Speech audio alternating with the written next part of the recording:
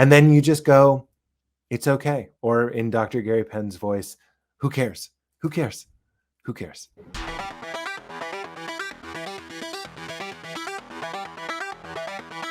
I interview famous people, but I'm all about getting to see and know the real person. I have to get to the root of what you need therapy for. Hi friends, welcome back to Really Famous. I'm Kara, and this is my talk with comedian, actor, and podcaster Pete Holmes, who is starring in the new CBS series How We Roll. We taped this talk live in New York City. Well, I was in New York City. I was at the Westgate, New York Grand Central Hotel, and Pete was at home in Los Angeles. Now, I won't lie, we taped this in the middle of check-in time at the hotel, so there were people mulling about. You'll see in just a minute. All right, we are live. How are you, Pete? Yeah, there I am. I didn't know if you were going to do like a, sing the Mr. Rogers song. I don't know how you begin. Oh, I just begin the way that you begin. In fact, I think I remember hearing you on one of your podcasts saying, "Oh no, I like to capture the moment when somebody first comes in because it's like gold, right? When you're first getting to know." When I watch comedians in cars getting coffee, the things that I'm most interested in are like how they order breakfast, like what they eat, how they talk to the waiter, how they walk around the room. All these things that might be considered B-roll are like my favorite parts. So like show business can be very slick, and maybe you do a pre-interview and you get the anecdotes, and that's why the late night host always knows to say, so I understand you like flying kites or whatever, and then it leads to the kite story, and that's great for that format. But what I love about podcasting is you can just often, one of my favorite ways of starting is just like how are you like right now, like don't get to what you're promoting, but like how are you walking in, like how was getting here, like what else are you doing today, how do you feel right now? Because in my experience, people are so complicated, and depending on what mood you catch them in, they might be a completely different person. Totally. And you never know what kind of day they're having or exactly. But that's why, especially I think if you're a celebrity too, it's kind of hard because everybody has bad days or like moments where they're just not in the mood for whatever. But if somebody meets you, they're going to remember that moment and they're going to tie it to you forever, which I can only imagine can be difficult. You're right. Giving somebody permission to not be their persona, I think, is always a nice thing to do. Same. So it's funny. So I was taping once, I had Louis Anderson on the show. And so it was the same kind of thing where I was just getting the hang of doing it virtually because the pandemic had just begun. And I was like, Louis, I don't know about this light. Can you just do me a favor and just tell me what it looks like if I pull this curtain or whatever? And he's just like, yeah, of course. And then he said, leave this part in though, because people love this kind of thing. And I was like, you know what? You're right. Leave it in. It's the same thing you're saying. Yeah, That's why people like podcasts so much, right? Yeah. I get very worked up about this. I don't know why. I guess just because it's fun to get worked up. But like, I also don't know why podcasts have to either be like 30 minutes long or 60 minutes long, like as if they're on broadcast television.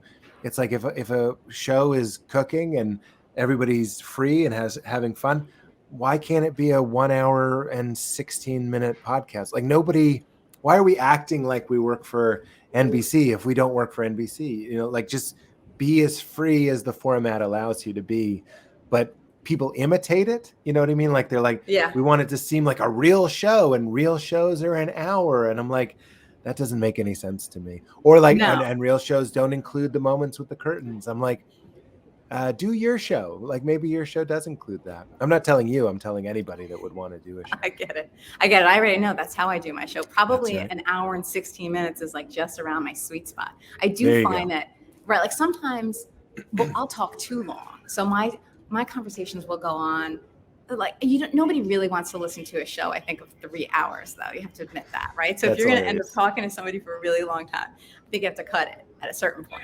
But I feel like we can do whatever we want to do. I think our longest, even though I agree with you for the most part, there have been a couple on my podcast, which is called You Made It Weird. I think the record is 3 hours and 40 minutes. Who was that? Who was the guest? I think it was my former roommate, Matt McCarthy, who is actually on How We Roll. which is really fun to be working with Matt again. But we just got talking, and there are a couple in the 3 hour range, but like typically an average episode of my show is 2 hours. Yeah, I like it. So let me ask you about this about podcasting. Has it changed you? I mean, you've done a ton. You have hundreds of episodes at this point, right? Mm-hmm. Yeah, Has I it think. changed you, like your personality at all? Or like, have you grown in any ways or Well, changed certain ways about yourself? for sure. I've been doing this show for 10 years now. So you can listen to me. I mean, there's a lot of changes. The first things that I think of is like maybe I was eating meat, like I don't eat meat anymore. Maybe I was, there was a brief time where I was like obsessed with the philosophy of open relationships. Like that blew my mind. And I was really talking about that a lot. And now I'm married and not in an open relationship, like, so you can watch the sprawling whimsy of a developing young man growing up a little bit and figuring things out. But the thing that I think has changed me the most is that you realize that you really can talk to anybody, and that's a very comforting thought. That's something that I would wish for anybody. And I don't think that's explicitly because I'm like a talented or special person. It's because once you really drill it into your head that no matter who you're talking to, there's something. Like you don't know what it is, but let's find it together. There's something that you will bond over and bond over hard. A lot of people, I'm not putting this down, but they might kind of opt for things like movies, or I love Star Wars, or I love the Boston Red Sox, or I love these other franchises. I tend onto the show to go like, which parent did you relate to more? When in all of your breakups, did you break up with them or did they break up with you? I'm one of those like, let's share the pain people. That's how I bond. That's how I feel loved. That's how I feel intimacy. And frankly, I'm not saying I'm one of those people that can't do small talk. Like, I just can't do it. I can't talk about the weather. I'll do that. But if it's my show and I'm hosting, I would like to know, um, how you deal with your depressions, or how you deal with breakups, or how you manage to balance your life, or what you think happens when we die, or what it was like when you lost a loved one. Those are the things that are, I wouldn't say they're my comfort zone, but they're warm to me.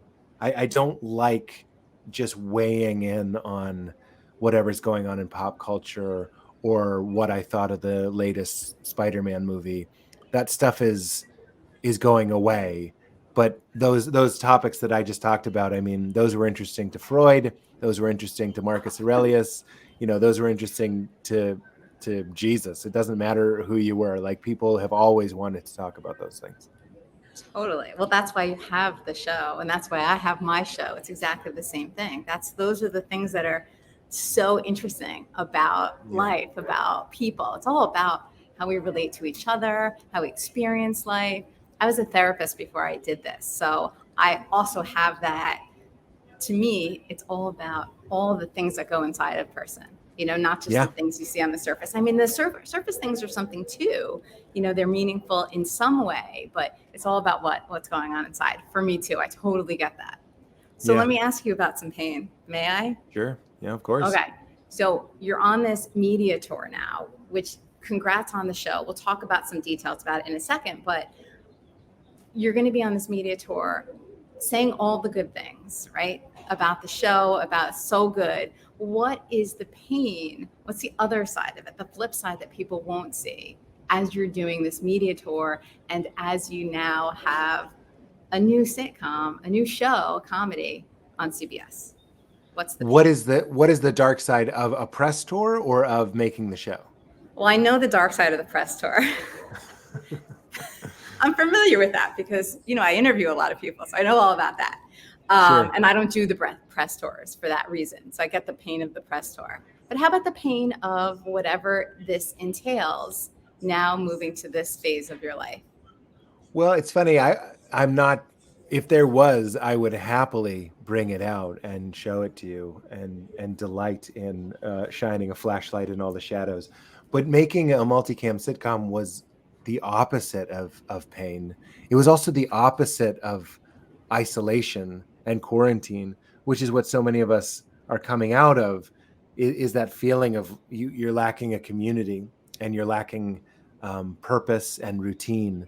And all making How We Roll was, it really felt like summer camp. And I'm a summer camp kid. Like, I wasn't cool in high school, I was cool in summer camp, because that's a place where having a good attitude and wanting to participate made you popular. So that was like that was my zone. And doing a sitcom, on a single cam show, you might be acting with somebody that you just met, but on a multicam, you're acting with your new friends, like people that you spend every single day with. And you get to do dozens of scenes with them. So you build up this rapport and this routine, and you eat your meals together and you laugh together and you rehearse together and you pitch jokes together, and then you get to film it together. And not only wasn't it a pleasure, but it was some of the most fun I've ever had in show business. There's no reason for me to say that unless it's true. I absolutely loved it. Meaning nobody at CBS is like, you better tell them how fun it was. I would be within my rights to be like, this was a drag. This was hard. It wasn't. It was the opposite of a drag. And I really hope that comes across on the screen. Yeah, I think, well, I saw the beginning of it. So I saw the pilot. It looks great. I love it. Okay. There's a lot of love that you feel through the show, right? So I think it is that feel-good show. I saw some little sprinklings of more modern life than you might see on a traditional sitcom. So that was nice. And I think you're going to get that. I think it does come across. So good. I'm sure you've seen the whole season, right? How many episodes are they done? No, I haven't even seen the pilot yet. They tried to send it. Yeah, they sent it to me, but it was for some reason, again, I blame having a 3-year-old and maybe being sleep deprived, but I couldn't figure out how to log into this thing to watch it. And then I was like, you know what? This is a sign. I'm going to watch it on March 31st at 9:30 on CBS, just like everyone else, and maybe watch it with some of the cast for the first time. Oh, that's cool. So will you watch it with the cast together, or are you going to watch it? Are you getting together at somebody's place? It really depends on COVID. As you know, we just had it. So I think I'm in the clear to watch it with other people, like antibody wise, but we'll have to see how everybody else is doing. Got it. So you and Val, your wife, you both got it? Oh, yeah, and the baby. And the baby too? We just wanted to do something together as a family. And right before your show is coming out. The timing of that. I know. As you mentioned before we started recording, I was going to be in New York this week, but obviously you can't if you just had COVID. So we're still locked down and keeping to ourselves. But yeah, it wasn't bad, and it hasn't been too bad. We were very fortunate that it was a mild case, but even a mild case is very contagious. Yeah. Well, that's good. So you'll be clear maybe to watch it on Thursday night, which is amazing. Yeah, I think that's actually the first day we're able to go see people. Then it's perfect timing. See, it depends on how you look at it. Yeah, it does. Right? Absolutely. Yeah. So sounds like somebody has COVID there. I guess it does. Right. So I'm in the middle of New York City, right? In the middle of Midtown. And look, we have a lot of space here at least. So oh, no, you're fine. I shouldn't have made that joke because people are nervous. But yeah, somebody coughed on your end. I know. Is it right behind? But I have to tell you, at the distance, I see a lot of people wearing masks in the lobby. So people are masking up. I don't know. I know it's a divisive issue, but like, I don't know why those of us who were wearing masks a couple of weeks ago just stopped. Because that's when we got it. We were still wearing masks when we went out, but almost nobody else was. But I mean, what I'm saying is, it doesn't seem like we're completely out of it. We're just so ready to be out of it, Yes, I am totally ready to move on, but it is what it is. So rolling with the punches is how we roll, right? How we roll. There you go. It comes up a lot. I was listening to your Zach Braff talk just this morning, actually. Oh, wow. That was a really, really good one too. Yeah. lots of good things, from the podcast to the new CBS show. Also, Crashing. I wanted to tell you how much I loved Crashing. Oh, thank you. I really That, for appreciate that. anybody who is unaware, was your HBO series with Judd Apatow. You made it. So that's also Mhm. like the dream. I mean, these are all the dreams, right? You get an HBO series. It runs 3 seasons, and I know you were disappointed after it, ended after 3. You would have liked more, but that's a super successful in my point of view, from my perspective.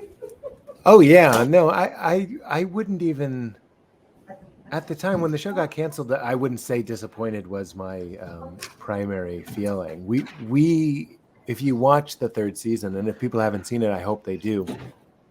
You can sort of tell around that point that we got a sense that this might be our last season, so we wrap it up. And you can only do that if you sort of see how the writing on the wall. It's like, I think this is our last go. Let's close out these stories and have this be a good series finale, not just a season finale. So it wasn't too much of a shock or a disappointment. I was just happy to be able to have done it. But my friend Yoni, actually, he said to me when this show How We Roll came through, he was like, your career is like WandaVision, because I did a talk show, then I did a single cam sort of dramedy, and now I'm doing a multicam comedy. He's like, your career's been like WandaVision. You've done every genre of TV. And I'm like, oh wow, that's really true. It made me really grateful, and how fortunate I've been. Yeah, I mean, a lot of people would kill for one of those things, I'm sure. So to Yeah. have all the variety, that's cool. Crashing, by the way, I felt like got better and better as it went along. Like it was like you were really feeling it, I think, at a certain point or something. I'm not sure what happened, but I really loved it. And I would have liked to see it go on more. But I do think I saw what you're saying about the 3rd Yeah. season. So, and like the girlfriend you chose, you cast in that role of your girlfriend, I forget her name. She had like the whitish Oh, platinum. Madeline Wise. Yeah. Like, what an interesting character that you Yeah. created in her, right? And Yeah. made for an interesting relationship and experiences for you. Yeah, unfortunately, a lot of that was autobiographical. So, Oh, it was. oh Well, yeah, that part meaning of it like, was. oh sure, all of the relationships were amalgams of different people in different situations, but it was all based in reality, for the most part. I mean, there might be one or two slight deviations or exaggerations, but whenever we were writing, we were trying to come from a true place, instead of just being like, what would a crazy relationship be like? Be like, no, what are the relationships that we had as writers that we felt out of control or a little out of our depth? And what we were trying to do with that was, what do you do when you're like really in love with somebody and you really think they're great, but they scare the hell out of you? They just have like a different approach to life. Like, they're intense, like they fight, they yell, they're protective, they might get jealous, they might get this or that. And my whole life, I'm very fortunate. Val, my wife, is like me. Her relationship style is like me. But when you're a young man and you start dating, you quickly figure out that there's lots of different kinds of people, and a lot of them have completely different understandings of what it means to be in a relationship or what it means to be loving. Some people, they think that's what it looks like. Like, you should yell at people like that. If you're not yelling, do you even care about me? Like, that feels like love to them. To me, I'm like, if you love me, don't yell at me. Like, that's just a good rule. No, I agree, but it's true. It's like kind of depends on how you grew up and who you saw, and how you saw people relating to each other, whether it's your parents or other people in a relationship. Yeah. And you kind of think of that as the way that it is, I think, for the most part. And so I'm toying with the idea of bringing this up. I don't know if I want to, but it's making me think of the slap at the Oscars, which is just a couple of nights ago. And Mhm. it was interesting because there were a lot of responses from people who were like, oh, I wish that I had a man who would stand up for me like that, which was an interesting response to me. But again, it is that kind of thing. A lot of things depend on what your experiences were in relationships and growing up. Yeah, I can absolutely see why you thought of that. For that exact reason, it's never assume that everybody grew up with the same examples of what love might be. Like my parents raised me in this certain style, and it had its weirdnesses too, for sure. But when you're meeting another person, you really have to stay open and listen and try and consider um, what their perspective might be. Yeah. And you used to talk about your parents a lot on your podcast. Yeah, Um, I do. I do talk to them about them from time to time. so what are some of the gifts that they gave you and some of the, gift and a curse? What would you say?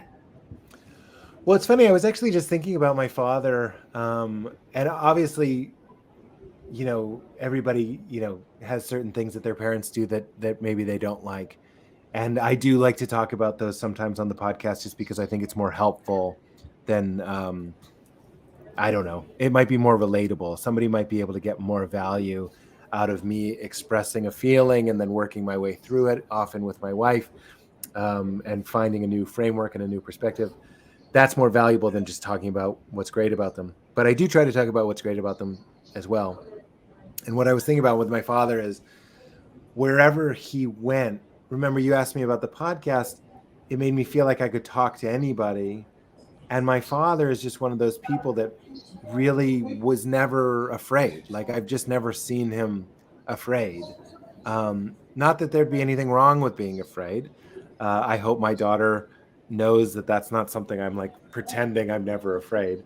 But like, my dad is just like a very commanding, gregarious, and charismatic person who taught me a very, very important lesson as a comedian, which is, when I walk into a room, if I'm performing, or if I'm, or let's say I'm trying to sell a TV show, what my dad did very subtly was he brought the room to him, as opposed to mirroring the room.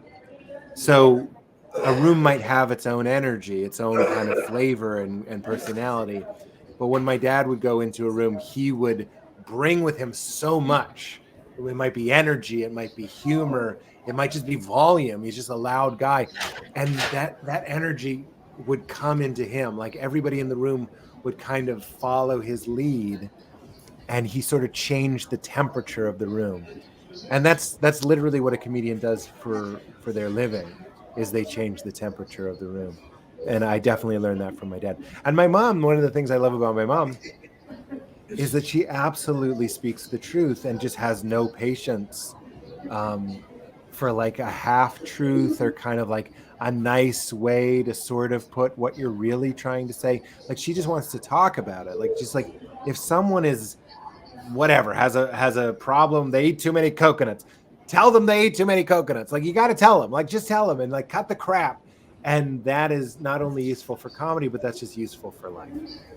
Yeah, no, that's much better than the opposite, which would be, you don't want to be around people who you have no idea what they're thinking, right? That's the Yeah. worst. You That's want to right. know, especially in a close relationship with somebody. Like that, you can't. You have to know. It's better, in my opinion. I mean, you don't want to be harsh, right? You don't like it if somebody's going to be super harsh about whatever. But maybe there's a balance about that. But I think if you choose one over the other, that's what I would choose personally. I agree. I like to. It makes me feel safe to know where people stand, and I tend to have very frank friends. And if you like that, you would like comedians, because again, one of the skills of a comedian is to figure out what it is and name it. And then the way that we get perspective on it, and a little bit of distance, or maybe even a way of processing it, is by making jokes about it, because you sort of have to understand something if you're going to make fun of it. I know it almost sounds like making fun of it is putting it down. I just mean, to make a good joke about something, you really need to understand not only how you see it, how other people might be seeing it. And that's a really nice exercise. Yeah, I love that. It is so interesting to me, the whole process that you must have to actually come up with your stand up. Like, I guess you just see the world the way that you see it. And then I know, like Jerry Seinfeld, for example, talks about crafting, how he really crafts every joke. He gives it a lot of thought, right? And then other people just kind of riff as they're up there on stage or whatever. So what's your process? I'm definitely in between those two. I used to be way more in Jerry's school. I'd line out the jokes, and like a line break meant I would pause and all that sort of stuff. And I'm grateful for that time, because I think, I'm going to sound like an old man here, but like a lot of people starting out just want to do what Chappelle does and sort of know generally what you're going to say, but like, don't worry, like your instincts will kick in and you'll make it hilarious. And I'm pretty sure that's how he and Bill Burr, and while I'm at it, that's how I come up with my material. It's like, I know how I feel about this. I'm going to go on stage, I'm going to talk about it, and I'll figure it out kind of in the mix. And a lot of people want to jump to that stage of how you make material. But in my opinion, and a lot of people that I know, the first 10 years of stand-up is a lot more bookish and a lot more academic. Like there's typing, there's listening to your sets and taking notes and editing and deliberately going like, oh, I think this word would be funnier than this word. Now what I do is, if I know how I feel about something really, really strongly, and if I know every time it comes up, I tend to make the people around me laugh. I just write it down. I write down a few key words, key areas, and then just sort of instinctually know, well, the funniest and most absurd place to go with it would be this. So let's save that to the end. You don't want it to peak in the beginning. Save the best part to the end. And then you go on stage and you try it out. But like it takes a very long time to get to the point where you can just go up with an idea and play, because you have to have that self-assuredness. That's actually, if everybody listening were to take something, is like there's a great hump that comedians have to get over to do comedy, but I think everybody would get something out of doing it, which is just green lighting yourself. When you're not a comedian, you've never done comedy, but then you do an open mic, they bring you up as a comedian. Suddenly you're a comedian. And that does something to your psyche. You start to believe, I'm a comedian. I do stand-up comedy. I do. And then you start to look at the jokes you write with a little bit more legitimacy.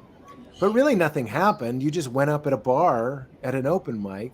So what I'm saying is, like, everybody listening, you can give yourself that authority when you're trying to create and trying to write, just to get yourself going. Just give yourself a green light and say, I deserve this.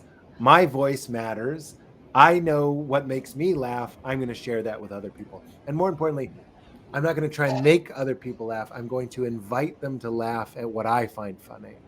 If I go up on stage and think I'm going to make these people laugh, that is a terrible attitude.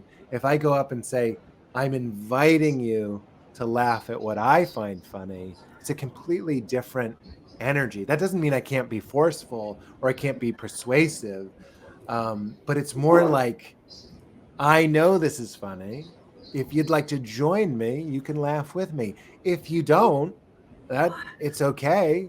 I still find it funny. That's a healthy attitude when creating, I think. That is definitely a healthy attitude with creating. That for sure. For anybody who's creating anything, right? Not just comedy or performance or whatever. It's also like that act as if philosophy, right?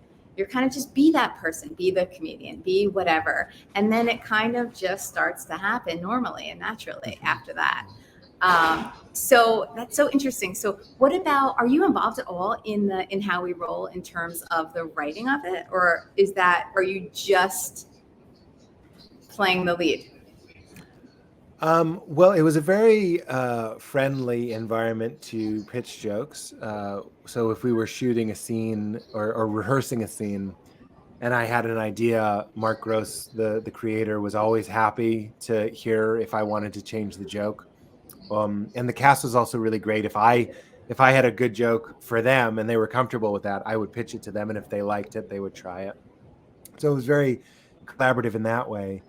And then during the season, my mom, we laugh about it, so please don't feel bad, but my mom fell butt first into a laundry basket, and she didn't have her phone, so she was stuck in a laundry basket for a couple hours before my dad found her.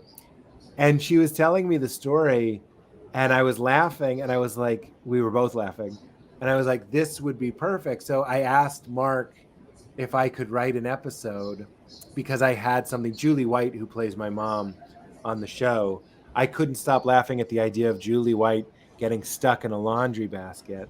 So he said absolutely, and he gave me an episode that they had kind of outlined a little bit, and I found a way to, like my mom, I wedged in my mom's story.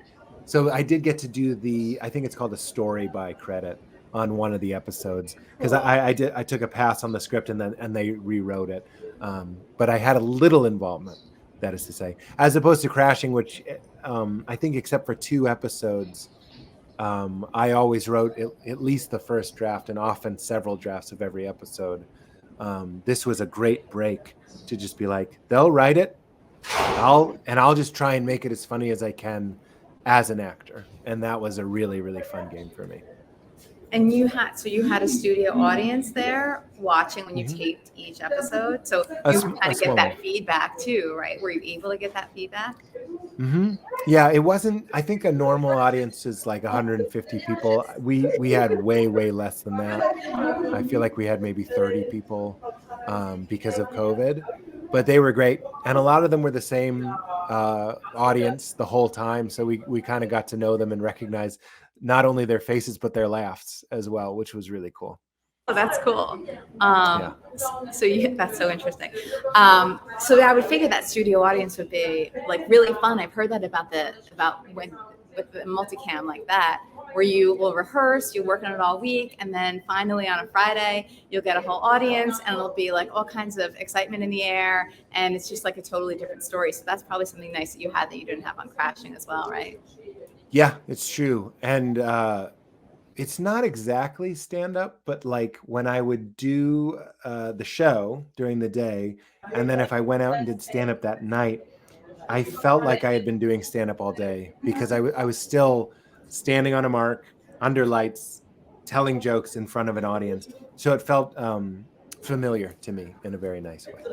Yeah, that's very cool. So tell me about what it feels like with this new show coming out. Like, everybody's basically going to check it out. They're going to have opinions about it. Like, is that a little nerve-wracking, or is it excitement? Like, what are the feelings? What are the feelings that this brings out? No. I don't mean no, I won't tell you my feelings. I mean, it's not exciting or nerve-wracking. It's exciting to think of people finding the show, watching the show. The biggest feedback that I'll be looking for is I like to say, when we find out we'll get a second season, because I loved making the show so much. So as far as my concerns with it, now that it's out of my hands, I hope people find it and like it and watch it, so that we get to keep doing it. Not just for the fact that they would like it and I would know that they liked it. That's okay, but it's kind of it's a slippery slope. I'm on social media, but only to promote things, if that makes sense. Like, I don't go on the apps to like check the comments or to check the messages or the replies or anything. I just text things to my assistant, honestly, and she posts it. So I do have accounts, but I noticed right away, I was like, or not that long ago, actually, I was like, this is not healthy for me. It's like opening the window to a very crowded street, but it's so much more dangerous than that, because it's a street, if you're in your replies or if you're in your comments, it's a crowded street where they're just talking about you. And that is not healthy. And I would say that's not even appropriate for any human psyche. It's not healthy or appropriate if it's all good stuff, and it's not healthy or appropriate if it's all bad stuff. You start to look for and everybody knows this, I'm not breaking any new ground here, but you start to look for your value and your identity outside of yourself and outside of relationship, where there's a give and a take. So to go with my metaphor, it's like a busy street. You put your head out, somebody might yell, "You suck," or "You should die." I mean, people say terrible things all the time. And that's scattered amongst "I love you," or "You're the greatest thing in the world." And just speaking as a mammal, like the human animal is not equipped to deal with that level of whiplash between I hate you, I love you. And when you take one step back, you realize these people, a lot of them don't really hate you, and a lot of them don't really love you. Like, it's just sort of noise. Not all of it, but a lot of it is just sort of, it's just what's happening. It's just the sound of the internet. And then you ask yourself, well, why am I subjecting myself to that? So when it comes to a show premiering, I get it the old-fashioned way. I'll hear about it when the data is compiled, and if we get to keep doing it, or the general consensus, or the highlights if it gets reviewed or something. Somebody will tell me about it, but I don't go seeking that out because that's a real addiction. It can be very tricky. So at one point, were you, what happened on social media? Like, you were paying attention and you were like, oh, no. You realized it after a certain amount of time, or what happened with you personally? Well, there was no moment. It's just you catch yourself going through your comments, and you're reading the good ones, if you want to call them that, the nice ones, and you notice in the back of your mind, you're kind of looking for a bad one. Like, it's almost, I'm not a masochistic person, but like, the brain, if someone says something negative to you, that sticks. This is the Velcro Teflon theory. That sticks like Velcro. It's effortless. If I say your show stinks, that sticks to you effortlessly. That's just how the human brain works.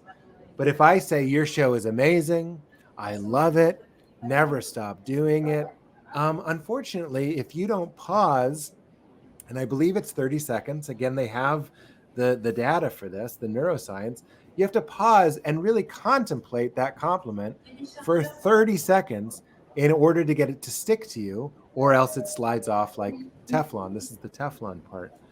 So in that sense, the charge and the juice and the literal stickiness of a bad comment is sort of part of it. You like the downers and the uppers, and whatever you enjoy about social media, you realize it's just training you to rely on something non-essential to you, not organic to you, not inside of you, as I already said, for your value.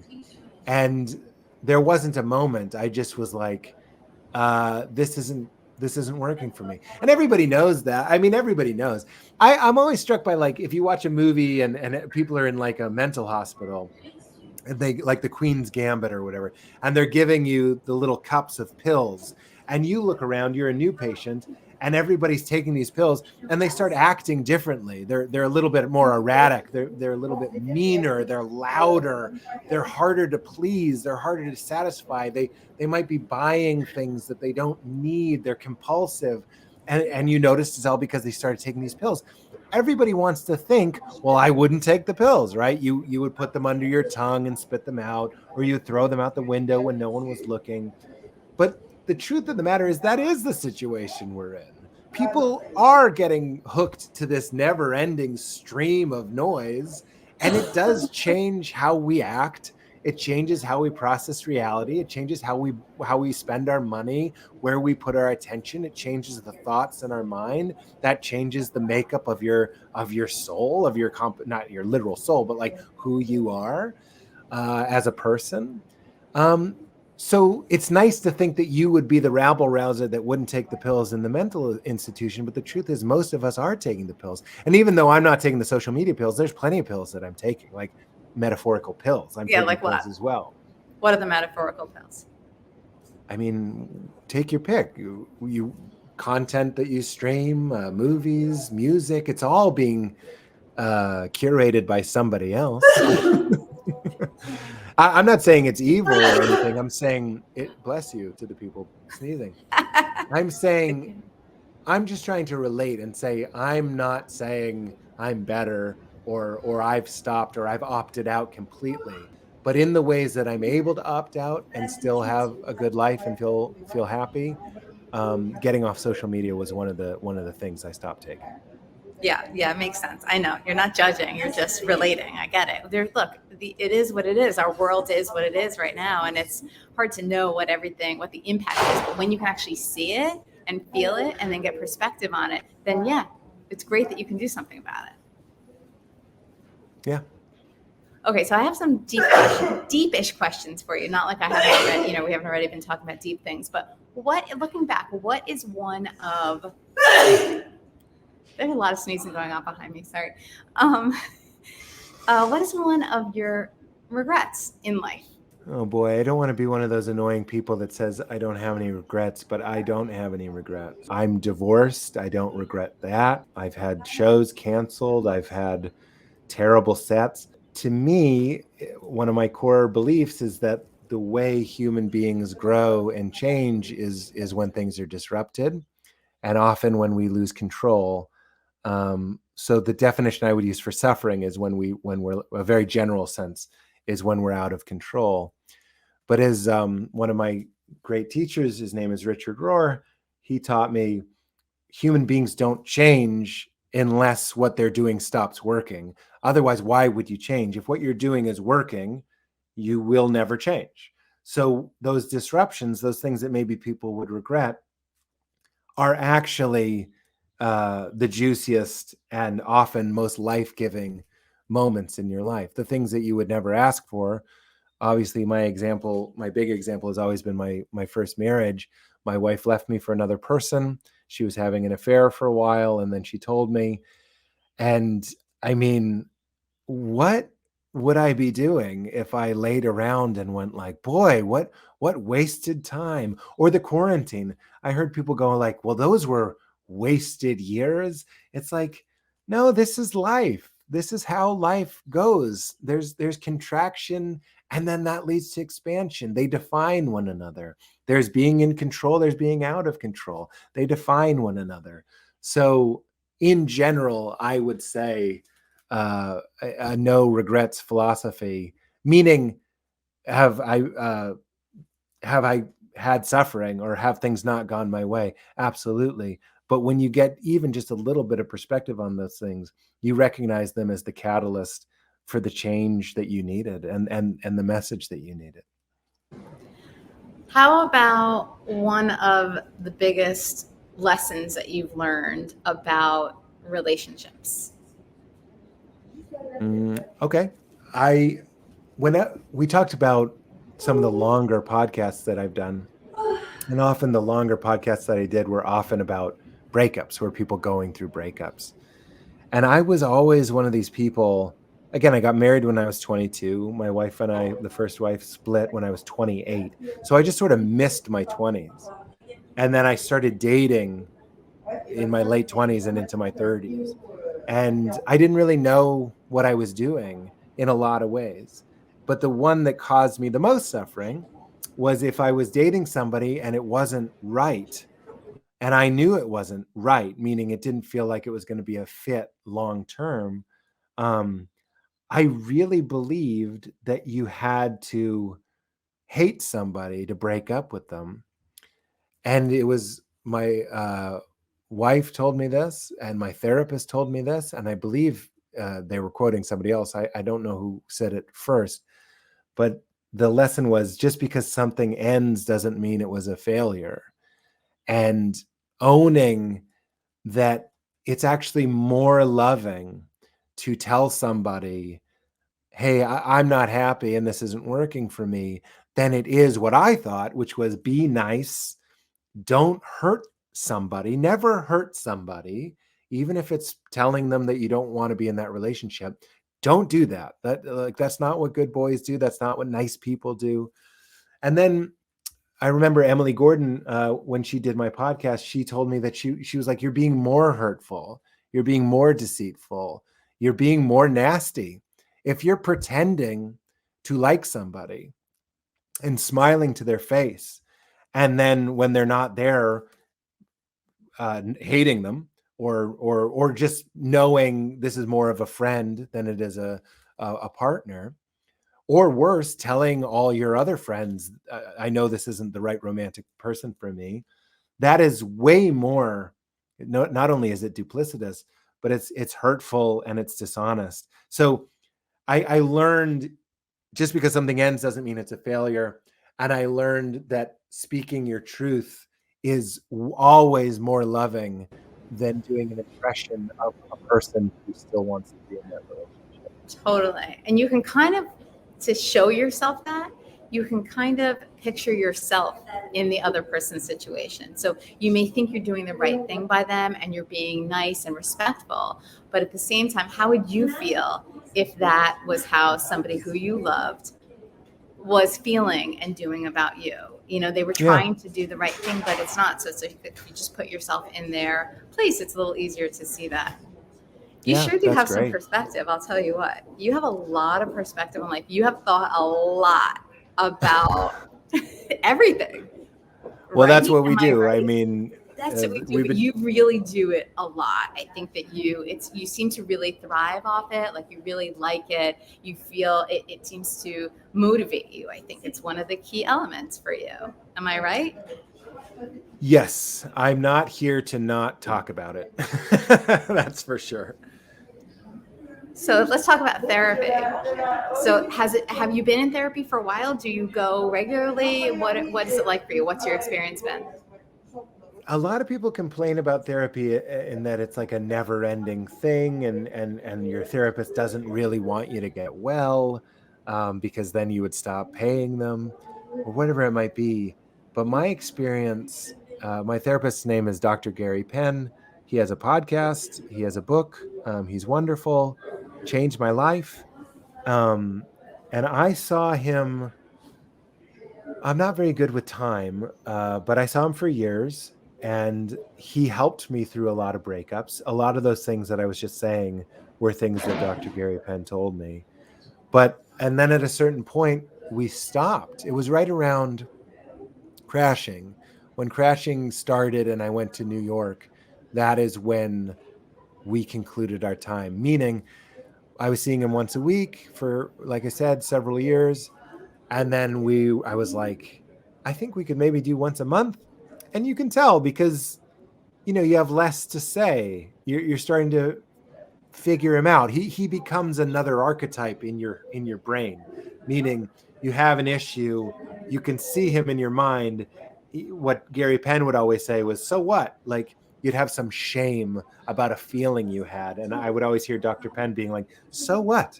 Like, you're not hurting anybody. You just had a feeling. It's okay. Like, it doesn't make you a bad person that you were mad at someone in traffic or whatever it is. And that he becomes another voice in your head. So you don't have to ask him as much. And then after once a month, we started doing once every couple months. And then there was never a goodbye session. I just was like, hey, I'll call you when I need you. And that was many years ago. So I say that to say therapy was super important to me. It changed my life. I'm a huge believer in having a safe space to talk about your feelings, especially in a non-personal way. Like, I can talk to Val about everything, although maybe that's not obvious. We have the type of relationship where we can talk about anything. But there's something about having a person where you don't have to apologize for repeating yourself. You don't have to say, I'm so embarrassed that I'm still dealing with this feeling. Because with friends, you maybe get 5 times to bring up the breakup per week. Like, you can't only talk about a breakup. But with a therapist, that's exactly what they're there for. That's what the money is for. I need to talk about the breakup for 1 hour straight, and he will listen and he will give feedback. So I'm a big believer in therapy. Totally. I love that. Of course, as a former therapist, of course, I'm pro therapy as well. So you internalized him, right? So his voice, that's why you hear it, or you started hearing it in your head. So that's great. So whatever it was, his insights, they taught you, and then you were able to bring that with you. So that's a good sign. And sometimes you need to go for longer than other times. But if you recognize that and actually took that with you, it's like the gift that never stops giving. So that's one. And then the second thing also is that just the relationship you had with him and the ability for you to go in and not be judged, because he was the one telling you, no, so what if you got mad at somebody on the road or whatever, it was. he showed you that you don't have to judge yourself. And so that's something that maybe you don't hear in your head, but that's just another thing that you got out That's of it, right. I'm sure. Mm-hmm. And for some reason, he was an older than me man. Those archetypes, like having a paternal kind of energy, that was right for me. I was kind of, I still am, but I was sort of learning what it meant to be a grown man. So to have, I hesitate to call him an elder, but he is older than me. So like an elder, he's not that old, but having that type of gravity to him was helpful. And those images are important. Having an older man tell me to love and forgive myself consistently helped me build the mechanism in myself that when I had, this is something Val says all the time, and her teacher Tara Brach said it to her, which is, it's not the feeling that we have a problem with, it's the shame that we have the feeling. And that is really true for me. If I have a moment of impatience, it's not that I was impatient, it's that I feel ashamed. I thought I was a patient person. I thought I was better than this. And when you can make it automatic that you see the feeling, you give it some space, you can even welcome it. I like to welcome those negative feelings because they don't know what to do with that. Things like anger, things like shame, embarrassment, humiliation, they don't know what to do when you stop pushing against them and you just say, okay, come on in. It sort of disarms them and confuses them in my experience. And then you just go, it's okay. Or in Dr. Gary Penn's voice, who cares? Who cares? Who cares? That's what he would always say. That's the best. Like those two words, who cares? Who How cares? powerful is his that? next book should be called Who Cares? Yes, it should be. Yeah. So, okay, so you've learned a lot. And then now you're going to apply everything to your daughter. Well, that would be presumptuous to think that I could pour all of this into her. I would say, as a parent, so far, some parent, I get conflicting messages. Some of them are like, no, it's great. You will directly teach them and advise them. But I know it really depends on her lifestyle, meaning her style of living. Some people like me, I like being taught. If you have a shortcut to life, I not only will I listen, I'll write it down and I'll thank you for it. I just like advice. I don't understand, especially when you're doing like something like stand-up comedy. Mike Birbiglia comes to mind. Mike is a good friend of mine, and he and I swap advice. This is what it's like in this lane. This is what it's like in this lane. And you're literally saving somebody years if they like advice. And there are some people, and I learned this having different openers over the years, or just different friends that are comedians. Some people, you start giving them advice and they hate it. They absolutely shrivel up and want to die. And I really want to find that balance. I know a lot of people that resent and cringe when they're with their parents, because to this day, they won't stop giving them advice. So as corny as it sounds, I'm really trying my best to guide and help. Like help is a better word. And listen and observe and try and give. Val and I both think of her as like a garden.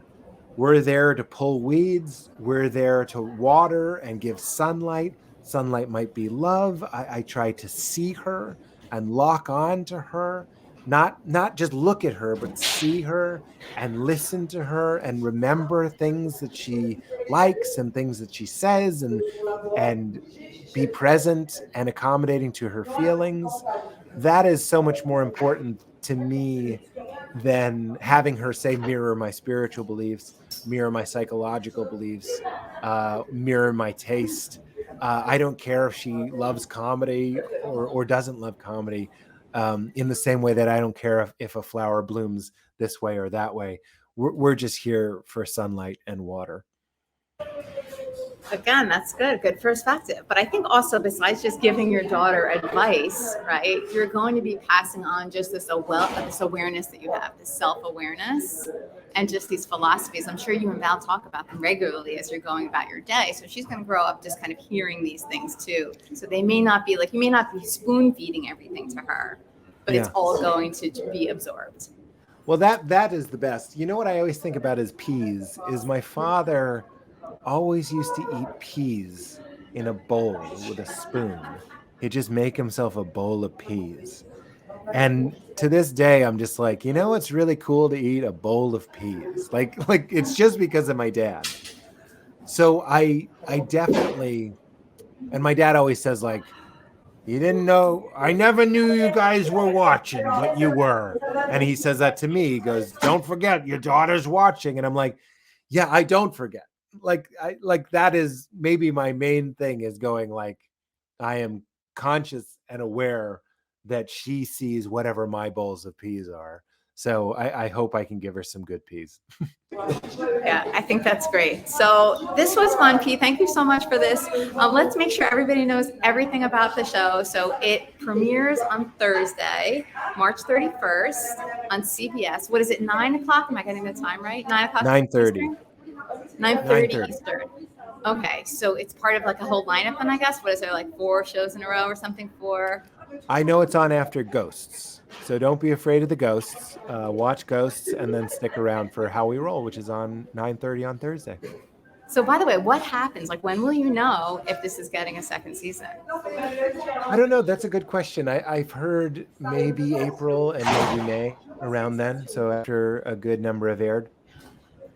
I'm excited for you, happy for you. Love all the different things you've done in your life. It's great, and I wish you all the best. Thanks for being on the show.